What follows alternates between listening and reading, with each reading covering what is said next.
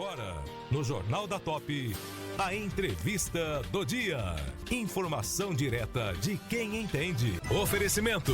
diariomsnews.com.br. Cenário político, cultura, esportes, polícia e economia. Notícias em primeira mão. Diário MS News. Seriedade na informação. E Ranking Pesquisa. Por trás de grandes decisões, há sempre uma boa pesquisa. O Instituto Ranking Pesquisa tem estrutura, inteligência e credibilidade para entregar resultados com rigor técnico e agilidade. Acesse rankingpesquisa.com.br. Ranking Pesquisa, a leitura certa da realidade. Nosso entrevistado hoje, ele é natural de Porto Murtinho, Mato Grosso do Sul. Foi bancário, bacharel em Direito pela UCDB. Foi um dos fundadores do PT em Mato Grosso do Sul. Em 1981, iniciou a sua vida pública no Sindicato dos Bancários em 84. Participou do governo Zeca do PT como secretário de Governo e de Infraestrutura entre 99 e 2002. Elegeu-se deputado federal com 101 mil votos, recorde do Estado na época. Reeleito a 2006 e a 2022 tornou-se o único deputado de Mato Grosso do Sul com 6 mandatos consecutivos. Seu trabalho na Câmara consolidou sua projeção política nacional. Em 2025 anunciou que não buscará novas eleições, é isso que nós queremos saber. E ele é pré-candidato ao Senado pelo PT de Mato Grosso do Sul. Nós estamos com o deputado federal Vander Lombé. Bom dia, Vander. Bom dia, Ricardo Ortiz, Wesley Paiva. Bom dia. Renata Santos Bom e a dia. Dilson Trindade. Seja poder ser bem-vindo, entrevistado Ricardo. por vocês é, para mim, uma satisfação muito grande. E poder, a todos os ouvintes, um bom dia a todos os ouvintes da Rádio Top 88.9 FM. Já começando as nossas perguntas, como o senhor avalia a sua trajetória, mais de 20 anos na Câmara Federal, e quais considera os seus maiores legados para Mato Grosso do Sul? Ricardo, primeiro, eu tenho um orgulho muito grande depois de 6 mandatos seguidos e pelo mesmo partido, né? Ou seja, isso tem um diferencial enorme na carreira política de qualquer um, porque tem hora que o partido está em alta, tem hora que está em baixa e a maioria das pessoas, ela sai, pula de partido, vai para outro partido. Eu não, eu tenho uma coerência na minha trajetória política, né? Eu acredito nos princípios do que o meu partido defende, mas sempre fui uma pessoa muito aberta ao diálogo, nunca fui daqueles que construía a minha trajetória tripudiando em cima das pessoas, falando mal. Eu acredito, defendo teses políticas, né? Acho que esse é o diferencial. E segundo, também, eu acho que Brasília não basta você tem que saber como que as coisas acontecem lá. Tem parlamentares que passam 4 anos lá e não conseguem entender a lógica daquilo lá, né?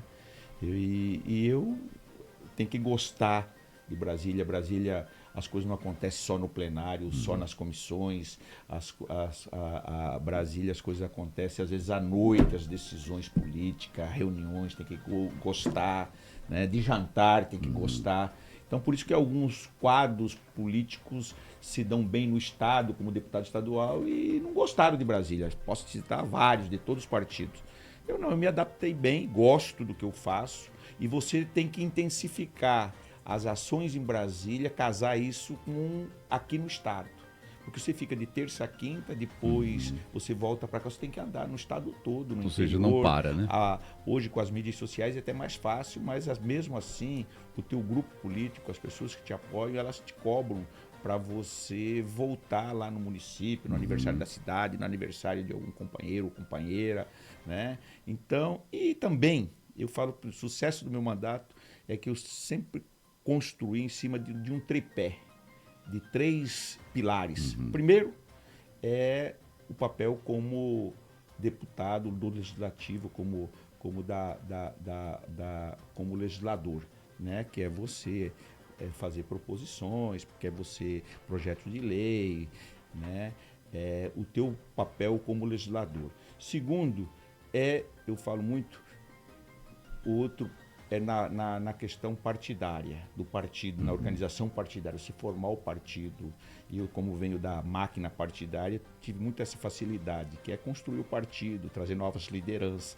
E terceiro, é você construir a relação com os movimentos sociais. Né? Esse é o tripé e esse é o sucesso. Deputado, a pergunta, Renata. Exatamente. Bom dia, Bom dia, Vander. Primeiramente, você está melhor de saúde. Você foi pego de surpresa, né, com um diagnóstico, foi para São Paulo, fez uma cirurgia. Tá tudo certo agora? Certo, Renata. Até a oportunidade de falar para todos os homens, né, que tem muito preconceito. Sim. Não é fácil você receber uma notícia que você está com câncer. Eu sou um cara que sempre me preocupei, sempre fiz as prevenções todas, né, e no exame de rotina eu consegui detectar. Bem no começo, graças a Deus, fiz a cirurgia, nem rádio precisei fazer, porque ele estava encapsulado ainda. Talvez se eu esperasse mais 6 meses, a consequência seria muito maior e o prejuízo também. Né? Agora é continuar fazendo o acompanhamento, né? Falo para você, às vezes as pessoas ficam, não, tem medo, não vou procurar um médico, não vou fazer um exame de rotina, e aí quando se vê já virou metástase e aí é muito mais complicado. Então, o meu, graças a Deus, estou muito feliz, Tá fechando o ano, excelente, já saúde. voltei, estou fazendo Olha tudo. Só. Aí sim. Então, nesse momento, você decidiu não disputar a reeleição, né, para deputado em 2026, porque você tem novos projetos. Eu queria que você dividisse aqui conosco quais são os seus planos e por que você decidiu não disputar. Renata, eu primeiro já tinha decidido, antes mesmo de ter essa notícia, né, de receber essa notícia, porque eu estou no 6º mandato, eu acho que eu cumpri minha missão na Câmara, né, é oportunidade, são 2 vagas para o Senado, eu acho que a conjuntura e o cenário político para o ano que vem, eu acredito muito e sempre disse isso, que é muito difícil, a reeleição, quem está com a caneta é muito mais fácil. Tanto é que se você pegar nível de governadores, todos reelegeram aqui. E acho que o presidente Lula, o cenário que se desenha, nós estamos falando de cenário, né? Ninguém tem varinha mágica, eu acredito que ele chega muito forte. Historicamente, sempre o presidente fez um senador aqui no estado, sempre o presidente que se elegeu. Né? E o último foi o Bolsonaro, quando se renovou 2 terços. Quando o Bolsonaro se elegeu, ele fez a Soraya, que era uma desconhecida, o Delcídio lá atrás, o Lula quando se elegeu em 2002, e assim, né? Então eu acredito muito que tem um espaço para a segunda vaga para me disputar. Eu tenho uma credibilidade muito grande com os prefeitos, independente de eu ser do PT, a relação é muito boa, e eu acredito, e tenho ao mesmo tempo, no meu partido, 400 mil votos que eu acredito que o PT tem no primeiro voto. E essa é uma eleição complicada, porque não basta você ter o primeiro voto, você está renovando, cada cidadão vai votar 2 vezes para o Senado. Então você tem que ter o primeiro voto e também não pode ter uma rejeição muito grande para você tentar buscar o segundo. Como eu acredito que a gente já sai no primeiro voto nessa faixa dos 400 mil, tem que buscar mais uns 200, que na minha conta, com 600 mil votos, você se elege senador.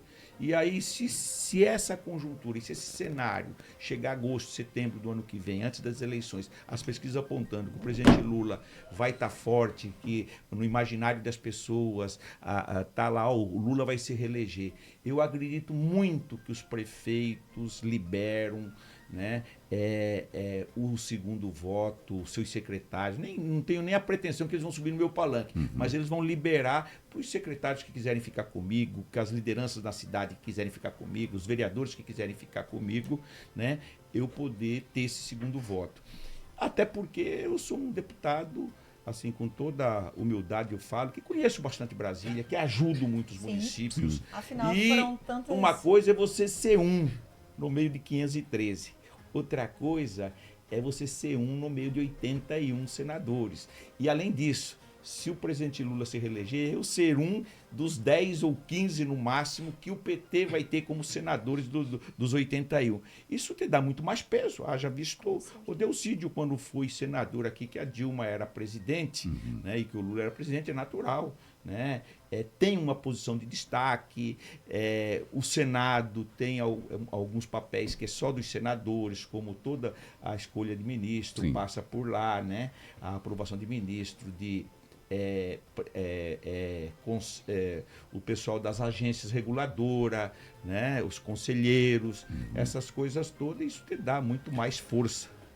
Nós somos, são 7h32, estamos com a entrevista, deputado federal Wander Loubet. Adilson Trindade tem uma pergunta para o senhor. Que bom revê-lo, meu amigo, depois de tanto tempo, né? Amigo meu de mais de 30 anos. Verdade. Né? E que bom também ver que você está bem de saúde, né? Se recuperando muito bem. Wander, como é que você avalia o atual cenário político de Mato Grosso do Sul e qual será o papel do PT? O PT vai ter candidato próprio ao governo do estado? E quem seria esse candidato? Ô Adilson, nós aqui sempre tivemos meio que na frente do PT nacional. Em 98, quando a gente elegeu o Zeca, a gente trouxe o COL e o PDT naquela época. O PT nacional se discutia aliança só no campo democrático popular, PDT não estava incluído. A gente avançou e ganhamos aquelas eleições. Agora, eu acho que a gente deu um passo muito importante, a gente filiar o Fábio, e o Fábio se encaixou na máquina do PT. Né? O Fábio está conhecendo o chão do PT. Se adaptou bem. Se apaixonando pela nossa militância, e a nossa militância está recebendo ele de braços abertos. Né? Ele se adaptou muito bem. Eu acho que com o Fábio nós temos uma conversa, e aí é minha com ele, como presidente do PT, desde o começo. Ele vai ser o que ele quiser. Se ele quiser ser candidato a deputado federal, vai ser deputado federal. Se ele quiser ser candidato a governador, vai ser governador. O PT quer ele candidato a governador. Né? Porque nós achamos que ele é uma pessoa que está chegando agora, uma pessoa que tem um trabalho e tem uma inserção nas mídias sociais muito forte, é uma pessoa de uma família tradicional, é uma pessoa, um profissional liberal. A gente tem que compreender, eu fui o cara que no PT tinha uma discussão, vamos filiar no PT ou vamos filiar ele no PSB? Eu falei, tem que ser no PT. Sabe por quê? Porque o Fábio é o Zeca de 98. Escreve o que eu estou te falando. Tem cheiro no ar. Por quê? Por 3 motivos. 98, quando a gente compreendeu e tinha uma liderança como o Zeca e o Benhur. E o Benhur teve essa capacidade de aceitar ser vice em 96, tinha sido mais votado aqui, mas porque estava na onda do sindicalismo. Foi a década do sindicalismo que vinha. Agora vai ser dos caras que são bons nas mídias sociais e que têm capacidade de fazer um debate político.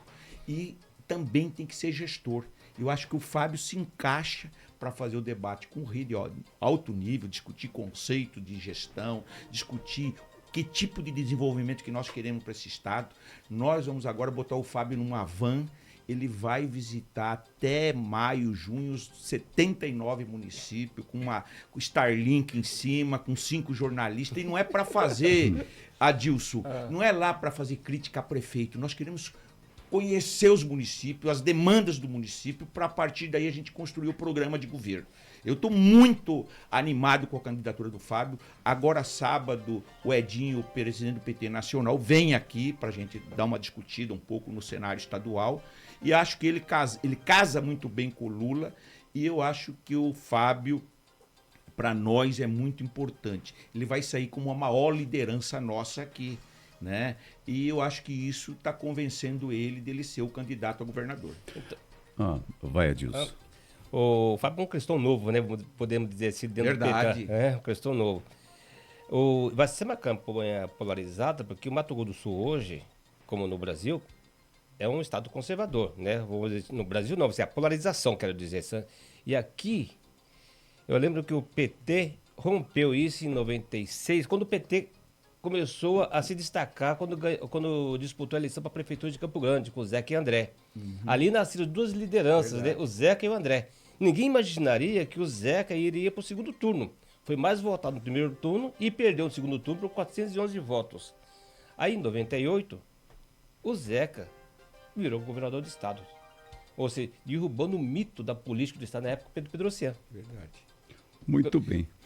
Deputado, assim, já saindo do campo partidário, vamos mais para a questão de logística, né? O seu mandato a nível de Mato Grosso do Sul, em sua avaliação política, e o senhor é defensor disso, da prioridade para fortalecer a questão da agricultura familiar, dos pequenos produtores no estado, né? Como o senhor tem visto essa logística? Nós temos primeiro ajudado muito, desde o primeiro, nós fomos para o governo Riedel, porque nós somos determinantes na eleição do Riedel, no segundo turno ele nos convidou, a gente entrou no governo, ocupamos esses espaços, a presença do governo federal aqui no estado é muito grande em todas as áreas, o que se tem de recursos no PAC, nos municípios, aqui cedemos a 262 que está aí nessa disputa judicial, mas a 262 e a 267 de Bataguaçu a Nova Alvorada e de Campo Grande a Três Lagoas, para o Estado fazer a concessão, né, um gesto de quem pensa no pacto federativo, porque aí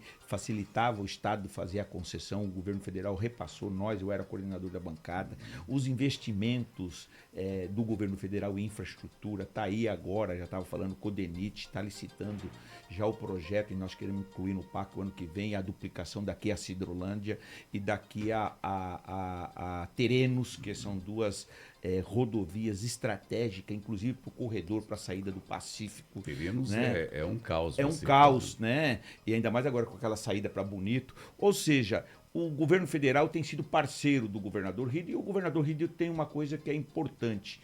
Ele sempre deu também o mérito ao governo federal. Então essa relação de respeito, a gente, independente de quando nós saímos do governo, e saímos do governo porque o governador e o Reinaldo, eles fizeram uma opção de ir para o PL, o Reinaldo ir para o PL e de se juntar com aqueles que nós ajudamos eles a derrotar. Nós fomos lá como, assim, entramos pela porta da frente e saímos, entregamos cargos, falamos, vamos sair do governo, deixando eles à vontade, mas mantemos a relação institucional. Eu acho que essa maturidade que é o mais importante. E continuamos ajudando o governo do Estado naquilo que são os investimentos do governo federal. Por quê, Ricardo?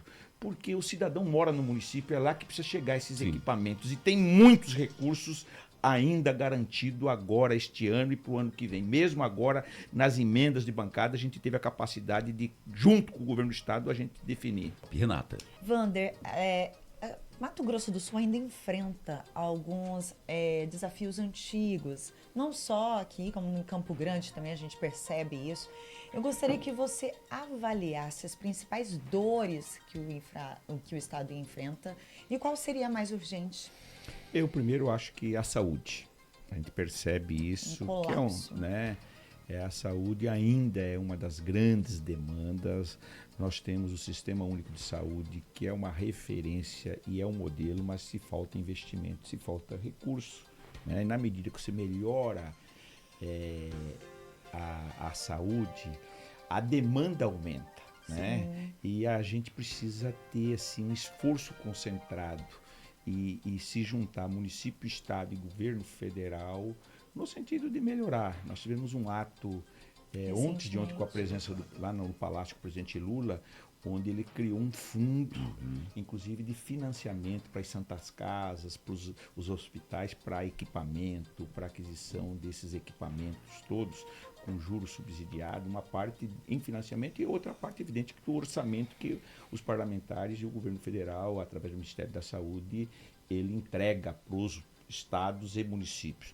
Mas eu vejo ainda a saúde aqui no estado como o principal gargalo. E a violência doméstica, feminicídio? Muito, né? É uma coisa também que é um esforço muito grande. Eu acho que todo mundo tem que ter esse compromisso, né? Aqui nós estamos uma coisa assustadora, está acima da média este ano, né? E a nível nacional também. E eu acho que a gente tem que se somar, tem que denunciar. Como que os deputados podem atuar nesse sentido? Porque a gente vê que não depende só do deputado. Claro. É um conjunto. Mas como que vocês podem, de certa forma, fazer com que algo mude? Nesse sentido de conscientização, nosso papel como legislador de é aprimorar cada vez mais a legislação, ampliar a pena que a gente fez, né?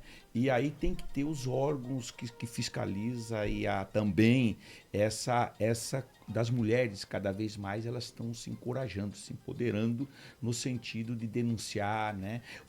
Ampliar essa rede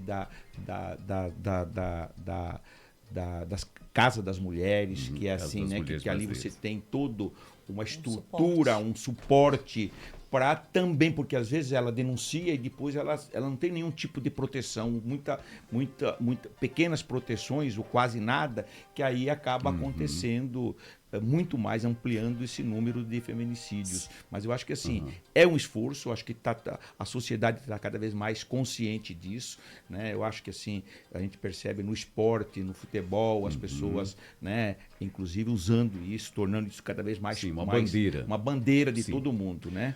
E acho que os homens têm que criar consciência também, né? Sim. Mas assim, não é fácil, acho que a gente tem, é assustador os números e nós temos que combater com muita energia, com muita força e prender essas pessoas, porque é inadmissível. São 7h47, o nosso entrevistador hoje, deputado federal Vander Lobé. Adilson, Deputado, a senadora Simone, aliás, ministra, né, ex-senadora Simone Tebet, ministra do Planejamento, ela vai vir ao PT? Porque há muito essa conversa que poderia disputar o Senado por Mato Grosso do Sul ou por São Paulo, inclusive, né? Você tem conversado com ela? Temos conversado, Adilson, né? Ela tem nos dito o seguinte, que a última palavra vai ser numa conversa dela com o Lula. O que nós achamos? Achamos que a Simone, ela está no MDB, evidentemente, não tem nenhuma conversa com relação a ela vir para o PT. O que nós estamos discutindo é que se ela mantiver o título dela aqui e disputar as eleições pelo Mato Grosso do Sul, nós estamos abertos para estar conversando desde o começo com ela. Nós temos na Simone o reconhecimento pela coragem política dela quando ela no segundo turno, no outro dia, ela fez uma declaração de apoio ao Lula. Nós temos um orgulho muito grande como ministra, ela cumpre um papel importante, estratégico no governo Lula. O presidente Lula gosta dela. Se ela quiser vir, o que acontece? A Simone ela tem que definir. Primeiro, se ela fica no Mato Grosso do Sul, se ela vai para São Paulo. E te falo assim, com a maior tranquilidade, não é nem de quem está colocada a minha candidatura para o Senado, até porque são 2 vagas, né? Eu estou dizendo, a primeira decisão é essa. Se Mato Grosso do Sul é pequeno para ela, para o projeto maior e para a projeção que ela teve, né? Ela é um nome também cogitado para ser vice do presidente Lula. Por quê? Né? Vai depender muito da estratégia. Se o Tarcísio renunciar para ser candidato a presidente, automaticamente a Michele ou alguém dos Bolsonaros, da família Bolsonaro, vai ser vice. Se for a Michele, exige da gente, estou falando assim, o Lula mantém o Alckmin ou coloca o Alckmin como candidato a governador e puxa uma mulher como vice até para renovar a chapa. E aí acho que a Simone se encaixa, né, como vice. Muito bem, mulher, cumprir um papel, tem visibilidade nacional, né? Acho que ela se encaixa com o presidente Lula se a opção for em colocar o Alckmin como candidato a governador. Se ela transferir, ela pode ser candidata a senadora ou candidata a governadora também em São Paulo. Então, mas essa é uma definição dela, junto com o presidente Lula. Se ela optar em ficar aqui, nós estamos abertos para dialogar. Só que aqui não tem como ela fazer a campanha do Lula e a campanha, na minha opinião, né? Tô falando do Riedel. Por quê? Você acha que o Reinaldo vai aceitar, o PL vai aceitar ela no palanque deles, pedindo voto pro Lula e pedindo voto pro Reinaldo? É que o MDB está comprometido com a reeleição do Rio. Sim, mas ela poderia ir pro PSB e fazer ser candidato. Tem que ser do partido, né? Eu acho que o caminho para ela, se for aqui, ela vir pro PSB ou ela tomar conta do MDB.